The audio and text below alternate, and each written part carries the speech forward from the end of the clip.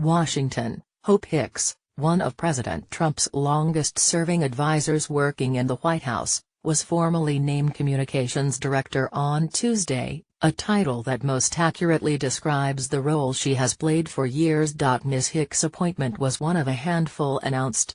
Mercedes Schlapp, a Republican strategist and former Fox News contributor, will become the senior advisor for strategic communications, adding a new senior staff member to the reshuffled communications team. It was not immediately clear how Ms. Schlapp's role would intersect with that of Ms. Hicks and Sarah Huckabee Sanders, the White House press secretary. Jessica Ditto, another campaign hand who has been serving as deputy communications director, is expected to continue in that role. But Ms. Hicks, who is perhaps the most press-shy member of the Trump administration, has been essentially filling the role of Mr. Trump's communications director since her days on his campaign, when she was one of the only staff members. Until she took over the communications director role in an interim capacity, she was almost constantly by the president's side when he traveled, and she held sway over what interviews he gave.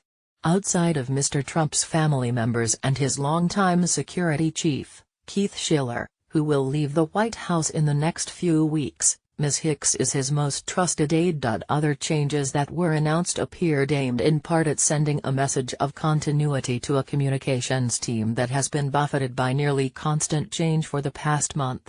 Raj Shah, who worked at the Republican National Committee and was seen as close to the previous press secretary, Sean Spicer, was elevated to principal deputy press secretary.